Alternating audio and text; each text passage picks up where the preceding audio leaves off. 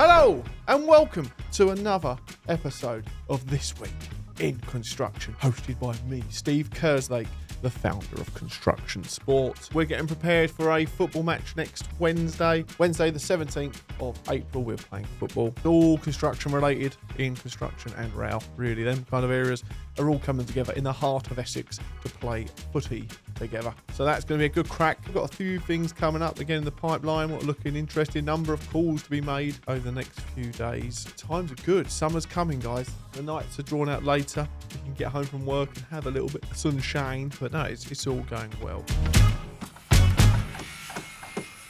How'd you like me specs today, eh? Bit specky.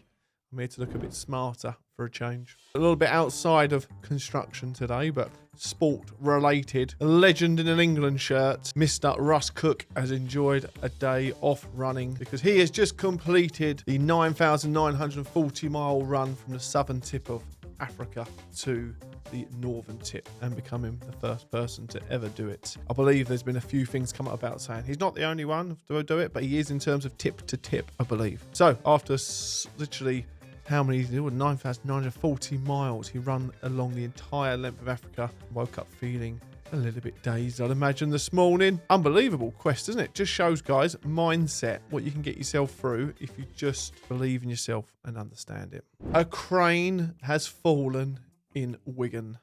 And if you haven't seen the footage, where have you been? A container has been lifted over a house. Well, was going to be lifted over a house when the person lifting the machine didn't actually have the right systems in place. And it's terrifying, but there's a camera actual article or camera video basically of it coming down, just narrowly missing a little girl. What's terrifying, but just shows the state of the container they're lifting over, full of rust as well, but they're lifting it over to put in someone's garden. Absolute bonkers. The crane was on a lorry and was being used to transport a storage container. However, the vehicle overbalanced and toppled over on Saturday morning. Video footage from the Ring doorbell shows one child's narrow escape after the lorry toppled. Bonkers. Just shows if you've got a lorry, if you're doing big lifts, get the right systems in place that prevent you from damaging or killing anyone. Just been on a podcast called the Health and Safety Angels this morning. It was great to speak to them guys. Really interesting, actually. I haven't heard them. They do a very in-depth but easy breakdown, easy listening way of health and safety. Health and safety doesn't sound that cool or interesting or fun, does it? But their podcasts are good, actually. They go through it, break it down. So if you're a business owner and want to understand what you are responsible for in terms of looking after your workforce, have a little listen to them. They're really, really, really good. Set of two ladies doing it, I think, in different parts of the country.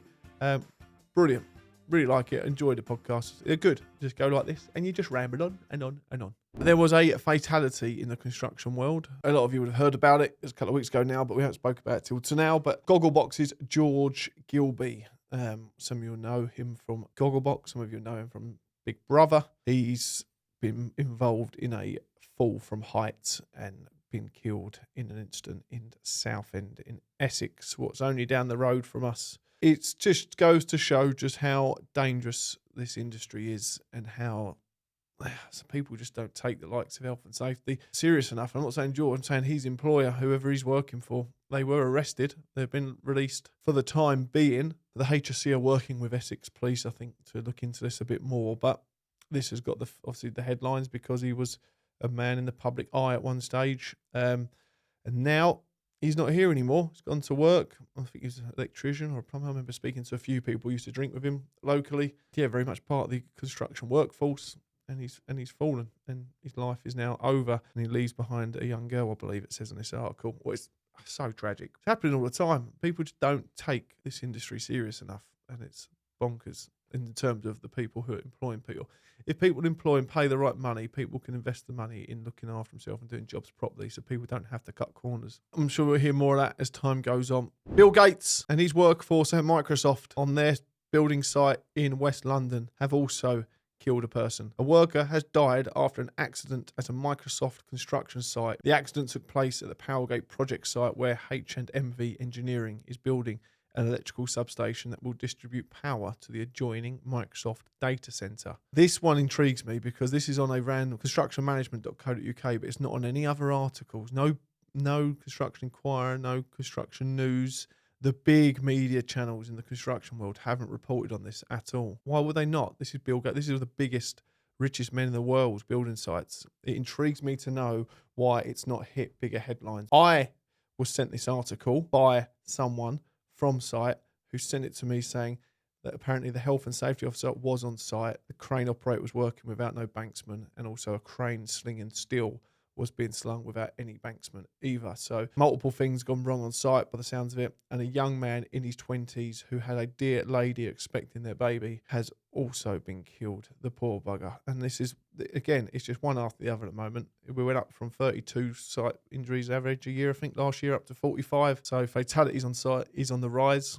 If you look at that, 45 last year, that's not far off, one a week. Would that be acceptable in any other industry? Or is it because we are construction workers that it just seems to be like this one has quite clearly been brushed under the carpet? Bill Gates, when you're watching this later on, because you always tune into This Week in Construction, you can please get in touch with us and come on the podcast and explain yourself, because we want to know why your project news has been brushed under the carpet a little bit. CSCS cards popping up once again. We had a lot of call this week. I put that little post saying, is CSCS cards the modern day version of Kodak, Nokia or Blockbuster? What do I mean by that? I mean Kodak didn't adapt to the times. Digital cameras come in and Kodak kind of fade away. Nokia, the same. I know they're still out there, but Nokia was knocked to 6 really by the iPhone once the 3210 battery went in the end. It did give up. But what a phone. But they didn't adapt to the times of the touchscreen, Androids and iPhones. And Nokia left in the dark. Blockbuster, one of the main companies in the world, putting out videos and even DVDs, but didn't adapt with the times. And the modern day Blockbuster probably is the likes of Netflix now, I suppose, or Amazon Prime, all these things. Blockbuster's just gone. Didn't adapt with the times and gone. CSCS, are you the same organisational kind of strategy-based blah, blah, blah? People are finding it frustrating. I thought I sent off for it 2 weeks ago. I've still not received my card. It seems like it's not even gone through. I'm waiting on a card. One of our lads rang me yesterday, struggling to get his card. He's going through the system on his one. It looks different to what mine is. We're both going for the same card. We've had another lady that we do some work with. She's rung us, had to get her husband through it, and he's missed out on work in the end because it took him an extra few days to get it. It's just so old school and boring and needs replacing. I think they've literally they've missed it now. So it's time for another organisation who has brain power, tech power, and the ability to understand the pressure of this industry, because the mental health issues in construction are bad enough. Now things like the CSCS card are preventing people from even getting onto site, or it's just putting hurdles in the way. You wonder why there's a skill shortage and the staff aren't in the construction world, because the CSCS card is ridiculous. It claims it's all about knowledge and education of the worker. It is ridiculous. If you want to know who's good at a job, get them on the job and then work for a couple of days, then you'll find out what they know and don't know. Quite clear. I get it come up on my Instagram pages every few days now. You can buy these cards for toffee if you literally want to. So it's just crazy. Give us your feedback on CSCS cards, please. I really want to know, is it a straightforward system for you? Have you found it a good process? Do you think it's good value for money?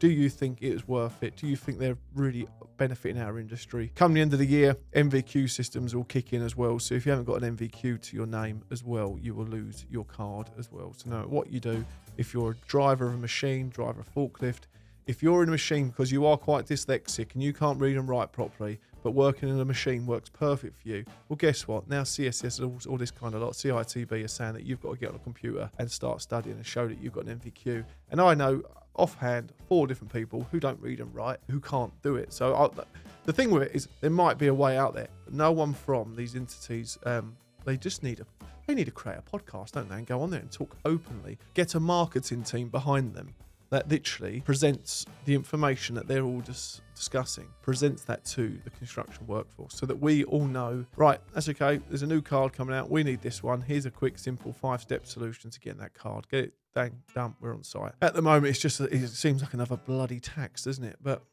there we go. The truth about selling tools at car boot sales. There's an article on the tools website all about it. If you type in on the tools, have a little look. And there's actually a thing coming out this week about having tools banned from being sold at car boot sales. If you look at some of the video footage, it is obscene what these scumbags get away with. Who the hell has got 50, 60 different petrol saws, drills, even whacker plates? I think there's one in their picture. Who owns literally a transit full of them and can pull up to a boot sale and empty them all over the lawn and then just say, buy which one you want? It's clearly crime. And then police officers just stroll just straight past them. Scumbags, a lot of them. And literally the authorities of this world aren't doing nothing about it. So hopefully with the pressures of some of these good media people like On The Tools guys hitting them with it, will make them realise that they need to do something.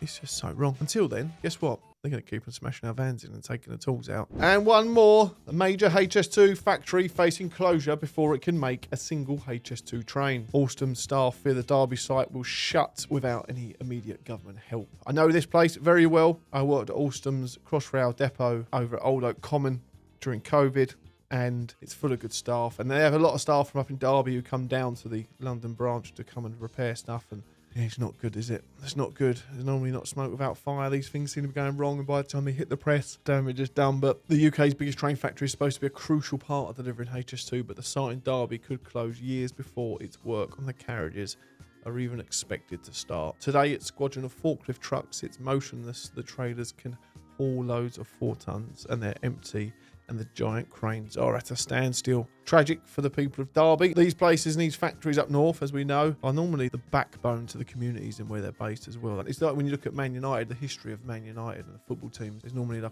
it started off with a company that employs them, and they start a football team, and that's become, they are the heart of a community. And just a factory shut in Derby online looks like a factory shut in Derby, but that'll be seriously troubling times for people up there, and our thoughts are with you. And hopefully something can be done. On that note, you've been spoilt with me looking smart today with my specs on. I wear contact lenses full time, so I thought I'd have a day off today. Let me petition know about that. Keep him happy. It's been good. It's been great. It's been a good week. We're pushing on. We've got some tough weeks at the moment we're going to get through, and we are really looking forward to summer starting, getting behind a few things, getting amongst a few things with people. Actually, on that note, next Thursday, if you're in London, come to Hub in Fenchurch Street, or something like it's called, part of B1M's Get Construction Talking campaign. I'll be there on the panel with a number of industry folk. What we look forward to.